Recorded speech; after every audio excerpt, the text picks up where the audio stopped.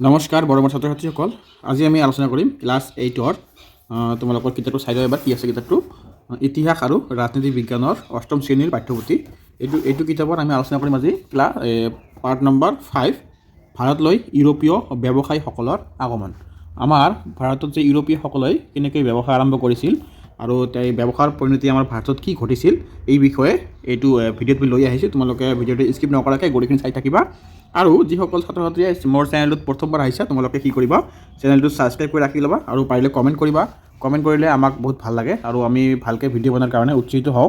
চ' গতিকে ছাত্ৰ ছাত্ৰীসকল তোমালোকে ভিডিঅ'টো স্কিপ নকৰাকৈ চাই থাকা। আৰু মই ইয়াত পাঠৰ যিমানখিনি ইম্পৰ্টেণ্ট কুৱেশ্যন আছে সেইখিনি মই লৈ আহিছোঁ আৰু পাঠৰ ভিতৰৰ কুৱেশ্যনখিনি মই দগাই আনিছোঁ। তোমালোকে চোৱা পাঠৰ ভিতৰৰ কুৱেশ্যনখিনি কি কৈছে ইয়াত।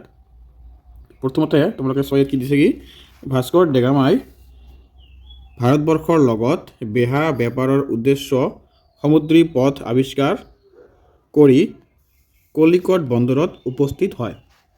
তোমালোকৰ ইয়াতে এটা কুৱেশ্যন হ'ব পাৰে যে ভাস্কৰ দেগামাই আমাৰ ভাৰতৰ লগত যিটো কি আছিল, কি আমাৰ ইয়াত সামুদ্ৰিক পথটো কোনে আৱিষ্কাৰ কৰিছিল। ইয়াতে এনচাৰটো হ'ব আমাৰ ভাস্কৰ দেগামাই ভাৰতবৰ্ষৰ লগত সামুদ্ৰিক পথটো স্থাপিত কৰিছিল। তোমালোকে এইটো মনত ৰাখি ল'বা। তাৰপিছত আহি ইফালে পেজ নম্বৰ দিয়া আছে আমাৰ 50। পেজ নম্বৰ 50 চোৱা কি কৈছে। পেজ নম্বৰ 50 তোমালোকে এবাৰ চোৱা।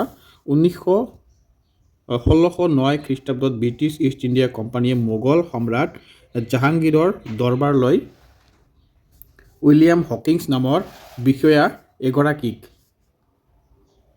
চুৰাটত ফেক্টৰী স্থাপনৰ বা চুৰাট, গুজৰাট যে আছে আমাৰ চুৰাট, এইটো চুৰাট ফেক্টৰী স্থাপনৰ বাবে অনুমতি ল'বলৈ পঠিয়াইছিল। কিন্তু পৰ্তুগীজসকলৰ প্ৰভাৱত সম্ৰাটে প্ৰথমে অনুমতি প্ৰদান নকৰিলে। তোমালোকে এইটো কুৱেশ্যন মুখস্থ কৰিবা যে গুজৰাটৰ চুৰটত কোনে কাক ফেক্টৰী স্থাপন কৰাৰ কাৰণে পঠিয়াইছিল, এইটো আহিব পাৰে এক্সামত। তাৰপিছত আহি ইফালে কি আমাৰ পেজ নম্বৰ 51। পেজ নম্বৰ 51ত চোৱা। ভাৰতবৰ্ষৰ লগত বেহা বেপাৰৰ সম্পৰ্ক স্থাপন কৰিবলৈ চেষ্টা কৰা আন জাতিবোৰ হ'ল ডেনিছ, প্ৰুছিয়ান, ছুইচ আৰু অষ্ট্ৰিয়ানসকল। তোমালোকক কুৱেশ্যন আহিব পাৰে যে ভাৰতবৰ্ষৰ লগত বেপাৰ বাণিজ্য স্থাপন কৰাৰ চেষ্টা কৰাৰ আৰু কি কি জাতি আছিল, তোমালোকে এইকেইটা লিখি দিবা। তাৰপিছত দেখা তোমালোকে পেজ নম্বৰ 52। পেজ নম্বৰ 52ত ক'বলৈ গ'লে ইয়াত চোৱা কি দিছে। ভাৰতবৰ্ষত 1666 খ্ৰীষ্টাব্দত চুৰাট, এইটো এই গুজৰাট চুৰাট প্ৰথম ফৰাচী ঘাটি স্থাপিত হৈছিল। তোমালোকৰ কুৱেশ্যন আহিব পাৰে যে ফৰাচী ঘাটি কেতিয়া আৰু ক'ত প্ৰথমবাৰৰ বাবে স্থাপিত হৈছিল, তোমালোকে এইটো লিখি দিবা। তাৰপিছত তোমালোকে মনত ৰাখিবলগীয়া কথা এইটো আছে আমাৰ 52 পেজ নম্বৰত। ইয়াৰ ভিতৰত আমাৰ মষ্ট ইম্পৰ্টেণ্ট ক'বলৈ গ'লে এইটো আছে আমাৰ মষ্ট ইম্পৰ্টেণ্ট। 1998 খ্ৰীষ্টাব্দতে পৰ্তুগীজ নাৱিক ভাস্কৰ দেগামাই ভাৰতলৈ অহা জলপথ আৱিষ্কাৰ কৰিছিল। এইটো মই আগতে কৈ দিছোঁ তোমালোকক, এইটো খুবেই ইম্পৰ্টেণ্ট কুৱেশ্যন। তোমালোকৰ এইটো ক্লাছ 9তো পাবা, 10তো পাবা, সেইকাৰণে এইটো কুৱেশ্যন ভালকৈ মুখস্থ কৰি ল'বা। তাৰপিছত ব্যৱসায় বাণিজ্য আৰু উপনিৱেশ স্থাপনৰ ক্ষেত্ৰত ভাৰতবৰ্ষলৈ ব্ৰিটিছসকলৰ মুখ্য প্ৰতিনিধিত্ব আছিল ফৰাচী। এইটো আমাৰ খুবেই ইম্পৰ্টেণ্ট, এইটো মনত ৰাখি ল'বা। তাৰপিছত ব্ৰিটিছ ইষ্ট ইণ্ডিয়া কোম্পানীৰ শাসনৰ সময়ত ভাৰতীয় কুটিৰ শিল্প ধ্বংসৰ পিনে গতি কৰিছিল। তোমালোকৰ এক্সামত কুৱেশ্যন আহিব পাৰে যে ভাৰতৰ কুটিৰ শিল্প ধ্বংসৰ পিনে গতি কৰিছিল কেতিয়া, তোমালোকে লিখিবা ব্ৰিটিছ ইষ্ট ইণ্ডিয়া কোম্পানীৰ শাসনৰ সময়ত। তাৰপিছত তোমালোকে চোৱা এইবিলাক কুৱেশ্যনখিনি মই তোমালোকক লৈ আহিছোঁ, এই ভিডিঅ'টোৰ শেষত পাই যাবা। যেনেকুৱা দি আছে ব্ৰিটিছ ইষ্ট ইণ্ডিয়া কোম্পানী কিমান খ্ৰীষ্টাব্দত প্ৰতিষ্ঠা হৈছিল, এইবিলাক কুৱেশ্যন মই লৈ আহিছোঁ। তোমালোকে এইবিলাক অতি ধুনীয়াকৈ পাবা আৰু অতি চমুকৈ লৈ আহিছোঁ তোমালোকৰ সুবিধাৰ কাৰণে। গতিকে তোমালোকে ভিডিঅ'টো স্কিপ নকৰাকৈ চাই থাকা। ইয়াতে তোমালোকে ক আৰু খটো মিলাই লোৱা। ইয়াত মই দগাই দিছোঁ, যেনেকুৱা কলম্বাছে কি কৰিছে, আমেৰিকা আৱিষ্কাৰ কৰিছিল। তাৰপিছত উইলিয়াম হকিংছে ব্ৰিটিছ কৰ্তকী, ভাস্কৰ দেগামা কি আছিল পৰ্তুগীজ নাৱিক। তাৰপিছত দ্বিতীয় চাৰ্লছ কি আছিল আমাৰ পৰ্তুগীজ ৰাজকুমাৰী আৰু পুলিকট কোন আছিল ওলাণ্ডছ। এইটো তোমালোকে মিলাই ল'বা। তাৰপিছত তোমালোকে খালী ঠাইখিনি মই তোমালোকে লৈ আহিছোঁ। ইয়াত চোৱা কি আছে খালী ঠাই। প্ৰথমটো আছে 1600 খ্ৰীষ্টাব্দত। তাৰপিছতটো হ'ব বাণিজ্যবাদৰ দ্বাৰা দেশৰ অৰ্থনৈতিক কাম কাজ চৰকাৰৰ নিয়ন্ত্ৰণলৈ কৰা হয়। এইটো আমাৰ ইম্পৰ্টেণ্ট হয়, এইটো আহিব পাৰে। তাৰপিছত গ নম্বৰটো 1661 খ্ৰীষ্টাব্দত দ্বিতীয় চাৰ্লছে বোম্বাই ইষ্ট ইণ্ডিয়া কোম্পানীক লিজত লৈছিল। লিজ মানে ভাড়াত লৈছিল, তোমালোকে এইটো মনত ৰাখি ল'বা। ঘ নম্বৰত কি দিছে 1715 খ্ৰীষ্টাব্দত মোগল সম্ৰাট ফাৰুকছিয়াৰ, এইটো হ'ব ফাৰুকছিয়াৰ এইটো খ হ'ব 6 ফাৰুকছিয়াৰ ইষ্ট ইণ্ডিয়া কোম্পানীক ব্যৱসায় কৰিবলৈ ফৰমান অনুমতি প্ৰদান কৰে, তোমালোকে এইটো মনত ৰাখি ল'বা। তাৰপিছত আহা নম্বৰটো হ'ব ইষ্ট ইণ্ডিয়া কোম্পানী ফাৰ্চীসকলৰ মুখ্য কাৰ্যালয় আছিল। ফাৰ্চীসকলৰ মুখ্য কাৰ্যালয় ক'ত আছিল, তোমালোকৰ যদি কোৱেশ্যন আহে তোমালোকে লিখিবা ইষ্ট ইণ্ডিয়া কোম্পানী। তাৰপিছত 4 নম্বৰত কি আছে, কিমান সত্য আৰু অসত্য, মানে শুদ্ধ আৰু অশুদ্ধ একে অৰ্থ। ইয়াত তোমালোকে অসত্য লিখিব পাৰা বা অশুদ্ধ লিখিব পাৰা, একে অৰ্থ। মই ইয়াতে লিখি আনিছোঁ। প্ৰথমটো কি হ'ব আমাৰ 18 শতিকাত মোগল সাম্ৰাজ্য শক্তিশালী আছিল, এইটো হ'ব অশুদ্ধ, একচুৱেলি এই কথাটো শুদ্ধ নহয়। তাৰপিছত খ নম্বৰত কি দি আছে, ব্ৰিটিছ ইষ্ট ইণ্ডিয়া কোম্পানী ভাৰতবৰ্ষত ব্যৱসায় কৰা একমাত্ৰ ইউৰোপীয় কোম্পানী আছিল, এইটো হ'ব অশুদ্ধ। ব্ৰিটিছ ইষ্ট ইণ্ডিয়া কোম্পানী একমাত্ৰ নাছিল আৰু বহুতো কোম্পানীয়ে আমাৰ ভাৰতত ব্যৱসায় বাণিজ্য কৰিছিল, এইটো তোমালোকে জানাই।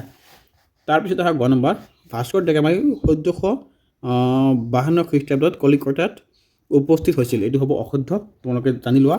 তাৰপিছত কি দি আছে, গ নম্বৰটো কি দি আছে আমাৰ, ব্ৰিটিছ ইষ্ট ইণ্ডিয়া কোম্পানীৰ চাকৰিয়ালসকলে নিজা ব্যৱসায় আৰম্ভ কৰাৰ ফলত স্থায়ী উদ্যোগবিলাক সংকটত পৰিছিল, এইটো সঁচা কথা হয়। ব্ৰিটিছ ইষ্ট ইণ্ডিয়া কোম্পানীৰ আণ্ডাৰত যিবিলাক চাকৰি কৰিছে তেওঁলোকে নিজে ব্যৱসায় আৰম্ভ কৰিছিল, সেইকাৰণে আমাৰ ভাৰতৰ বাকীবিলাক যিবিলাক ব্যৱসায়ী আছিল সেইসকলৰ সংকট পৰিছিল, মানে তেওঁলোক বিপদত পৰিছিল, বেছি কিনা কমি গৈছিল, লাভ ইমান হোৱা নাই, সেইকাৰণে এইটো কৈছে, এইটো শুদ্ধ বাক্য। নম্বৰ কি দিছে আমাৰ, বাণিজ্যবাদে উপনিৱেশবাদক উদগনি জগাইছিল, এইটো হ'ব শুদ্ধ, এইটো আমাৰ শুদ্ধ। তাৰপিছত চোৱা ছাত্ৰ ছাত্ৰীসকল 5 নম্বৰৰ যিমানখিনি কুৱেশ্যন আছে আমি সকলোখিনি লৈ আহিছোঁ, তোমালোকৰ এইটো ভিডিঅ'ৰ শেষত পাই যাবা, ভিডিঅ'টো স্কিপ নকৰিবা, চাই থাকা। 6 নম্বৰ 7 নম্বৰ 8 নম্বৰ সেইখিনি তোমালোকে পাই যাবা। তাৰপিছত তোমালোকে নেক্সটত কি পাবা, আমাৰ নেক্সটত পাবা পেজ নম্বৰ আমাৰ অধ্যায় নম্বৰ 6, ভাৰতবৰ্ষত ব্ৰিটিছৰ শাসনৰ প্ৰতিষ্ঠা সম্প্ৰসাৰণ আৰু দৃঢ়ীকৰণ। ছাত্ৰ ছাত্ৰীসকল এইটো তোমালোকে নেক্সট ভিডিঅ'ত পাই যাবা। যদি তোমালোকক একচুৱেলি ভাল লাগিছে ভিডিঅ'টো, তোমালোকে কি কৰিবা, কমেণ্টত জনাই দিবা, এইটো মই তোমালোকৰ কাৰণে সোনকালে লৈ আহিম যদি ভাল লাগিছে। আৰু গতিকে ছাত্ৰ ছাত্ৰীসকল তোমালোকে ভালকৈ পঢ়া, ক্লাছ 9তো এইবিলাক পাই যাবা। ধন্যবাদ। নেক্সটত মোৰ বাকীবিলাক কুৱেশ্যন পাই থাকিবা। ছাত্ৰ ছাত্ৰীসকল এতিয়া আহা আমাৰ পাঠভিত্তিক বা অনুশীলনীত থকা কুৱেশ্যনখিনি তোমালোকে চোৱা। 8ম শ্ৰেণীৰ পাঠ্যপুথি ইতিহাস আৰু ৰাজনীতি বিজ্ঞান, ভাৰতবৰ্ষলৈ ইউৰোপীয় ব্যৱসায়ীসকলৰ আগমন, পাঠ নম্বৰ আমাৰ কিমান আছিল 5। আগতে মই কৈ দিছোঁ তোমালোকক যিবিলাক ক'ব পৰা যায় ভিতৰুৱা কুৱেশ্যন আৰু তোমালোকৰ খালী ঠাই পূৰণ কৰা আৰু মিলাই লোৱাখিনি, ক অংশৰ লগত খ অংশ মিলাই লোৱা, এইখিনি মই তোমালোকক আগতে কৈ আহিছোঁ। এতিয়া আমি আহিছোঁ 2 মাৰ্কছৰখিনি, যিবিলাক লং কুৱেশ্যন তোমালোকে মই অতি সহজকৈ লৈ আহিছোঁ। তোমালোকে জাষ্ট খালি ভিডিঅ'টো চোৱা, ইয়াৰ পৰা তোমালোকৰ বহুতখিনি কুৱেশ্যন মুখস্থ হৈ যাব। প্ৰথমে কি দিছে চোৱা, ব্ৰিটিছ ইষ্ট ইণ্ডিয়া কোম্পানী কিমান খ্ৰীষ্টাব্দত প্ৰতিষ্ঠা হৈছিল।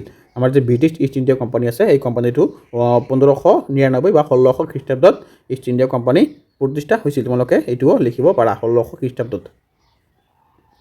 তাৰপিছত আহা খ নম্বৰত, ভাৰতলৈ অহা জলপথ পোনতে কোনজন নাবিকে আৱিষ্কাৰ কৰিছিল। মই এইটো তোমালোকক পাঠভিত্তিক কুৱেশ্যন দি দিছোঁ।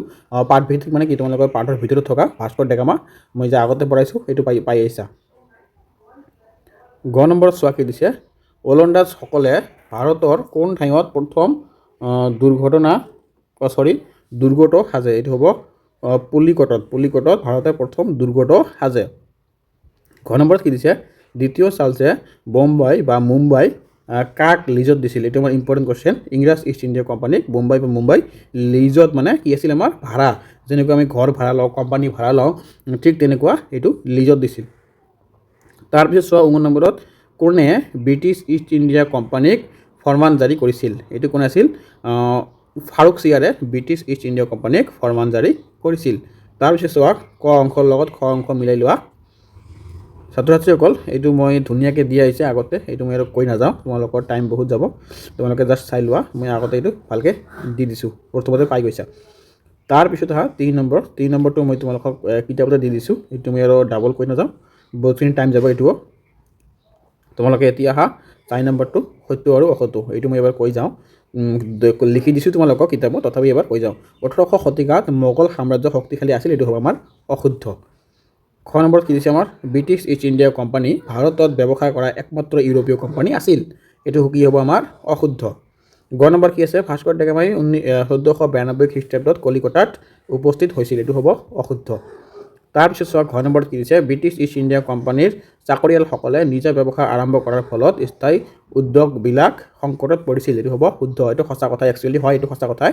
তোমালোকে গমেই পোৱা ব্ৰিটিছৰ আণ্ডাৰত যিবিলাক আমাৰ মানুহে চাকৰি কৰিছিল, তেওঁলোকে যেতিয়া ব্যৱসায় আৰম্ভ কৰিলে, আমাৰ যিবিলাক জনসাধাৰণ আছিল, পাব্লিক আছিল, সেইসকলৰ যিবিলাক দোকান আছিল, কিবা ব্যৱসায় আছিল সৰু সুৰা, তেওঁলোকে সংকটত পৰিছিল। তাৰপিছত নম্বৰ কি দিছে, বাণিজ্যবাদে উপনিৱেশবাদক উদগনি যোগাইছিল। এইটো হ'ব আমাৰ শুদ্ধ।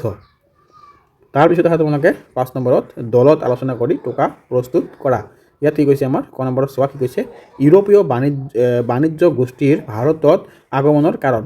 যিটো আমাৰ টোকা ক'বলৈ গ'লে কি হ'ব, ভাৰতৰ ইতিহাসত ইউৰোপীয়সকলৰ এক দেশলৈ আগমন এটা গুৰুত্বপূৰ্ণ ঘটনা। ইউৰোপত ভাৰত প্ৰচুৰ ধন সম্পত্তিৰ দেশ হিচাপে জনাজাত আছিল। তাৰোপৰি প্ৰাচীন কালৰ পৰাই পাশ্চাত্য জগতৰ লগত ভাৰতৰ বেহা বেপাৰৰ সম্পৰ্ক আছিল। ভাৰতৰ মছলা বস্ত্ৰ, ৰেচম, ধাতু দ্ৰব্য, সোণ ৰূপ, মূল্যৱান পথৰ আদিৰ মধ্যযুগৰ ইউৰোপীয় বজাৰত যথেষ্ট চাহিদা আছিল। তোমালোকে এইখিনি লিখি দিবা, তাতে ফুল মাৰ্ক পাই যাবা। তাৰপিছত খ নম্বৰত বাণিজ্যবাদ বুলিলে কি বুজা? বাণিজ্যবাদ আৰু উপনিৱেশবাদৰ মাজত পাৰ্থক্য বা সম্পৰ্ক কি? তোমালোকে এইটো অলপ ভালকৈ চাই ল'বা, এইটো এক্সামত অহাৰ চান্স আছে। ইয়াত তোমালোকে চোৱা কি কৈছে, বাণিজ্যবাদ বুলিলে ব্যৱসায় বাণিজ্য বা অৰ্থনৈতিক কাৰ্যকলাপ চৰকাৰৰ দ্বাৰা নিয়ন্ত্ৰণ কৰে। তোমালোকে এইটো গমে পোৱা, বাণিজ্য বুলিলে কি, যিবিলাক কাৰ্যকলাপ চৰকাৰৰ দ্বাৰা নিয়ন্ত্ৰণ কৰে। বাণিজ্যবাদ আৰু উপনিৱেশবাদৰ মাজত গভীৰ সম্পৰ্ক আছে। এইটো লিখিবা, বাণিজ্যবাদ আৰু উপনিৱেশবাদৰ মাজত তোমাৰ কি আছে, গভীৰ সম্পৰ্ক আছে।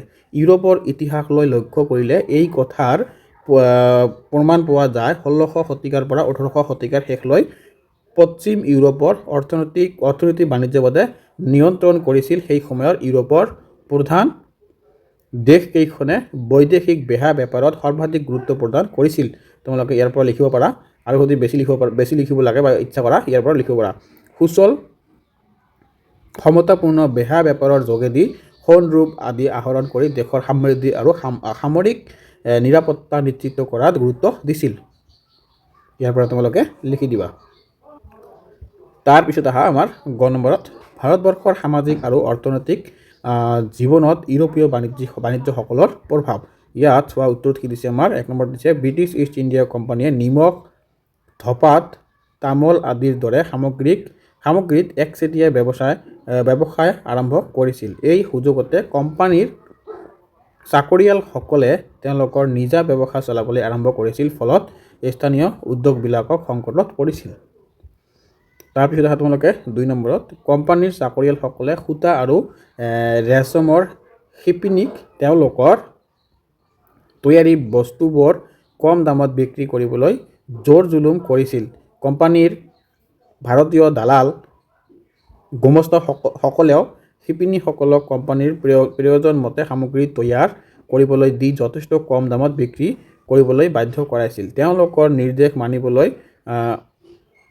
অপাৰগ হ'লে শিপিনীসকলে কঠোৰ শাস্তিৰ সন্মুখীন হ'বলগীয়া হৈছিল। তেওঁলোকৰ উৎপাদিত সামগ্ৰী অধিক মূল্য দি কিনিব খোজা আন ইউৰোপীয় বেপাৰীৰ ওপৰত সামগ্ৰী বিক্ৰী কৰিবলৈ দিয়া নহৈছিল। সেয়ে উপায়হীন হৈ বহুতে তেওঁলোকৰ পৰম্পৰাগত বৃত্তি ত্যাগ কৰিছিল, ফলত ভাৰতীয় কুটিৰ উদ্যোগ ক্ৰমান্বয়ে ধ্বংসৰ পিনে গতি কৰিছিল। তাৰপিছত আমাৰ 3 নম্বৰত, ইষ্ট ইণ্ডিয়া কোম্পানী কৰ্তৃপক্ষই বংগ, বিহাৰ, উৰিষ্যা দেৱানী লাভ কৰাৰ পিছত নতুন ভূমি ৰাজহ ব্যৱস্থা যেনে চিৰস্থায়ী বন্দোবস্ত, ৰায়তাৰী ব্যৱস্থা, তাৰপিছত মহলদাৰী ব্যৱস্থা আদি প্ৰৱৰ্তন কৰিছিল।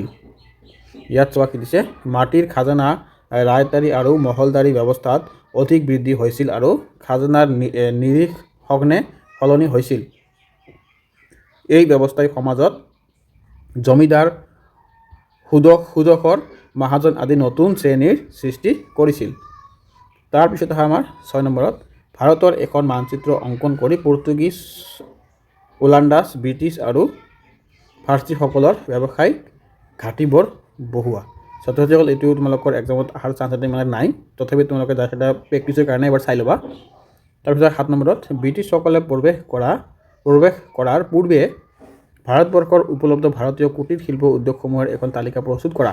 মানে এইটো কি কৈছে, ব্ৰিটিছসকলে আমাৰ ভাৰতত ৰাজত্ব কৰাৰ আগতে ভাৰতবৰ্ষত কি কুটিৰ শিল্প আছিল তোমালোকে এইটো এবাৰ চাই লোৱা। মৃৎশিল্প, এই শিল্পৰ লগত জড়িত লোকসকলক কুমাৰ বোলা হয়। তেওঁলোকে মাটিৰে বাচন, মানুহ আৰু দেৱ দেৱীৰ প্ৰতিমূৰ্তি বা অন্য সা সামগ্ৰী আদি নিৰ্মাণ কৰি উলিয়াইছিল। এইটো এবাৰ চাই ল'বা তোমালোকে, সেইটো ইম্পৰ্টেণ্ট আছে। তাৰপিছত ধাতু শিল্প, এইবিধ শিল্প লোহ, কাঁহ, পিতল আদি বিভিন্ন ধাতুৰ দ্বাৰা সা সামগ্ৰী নিৰ্মাণ কৰা হৈছিল। তোমালোকে ইয়াৰ পৰা জানি ল'বা। তাৰপিছত আহা তোমালোকে কি বয়ন শিল্প, এই শিল্পত সূতা আৰু ৰেচমৰ জৰিয়তে কাপোৰ কানি তৈয়াৰ কৰা হৈছিল। ইয়াৰ পৰা তোমালোকে জানি লোৱা। তাৰপিছত আহা 8 নম্বৰত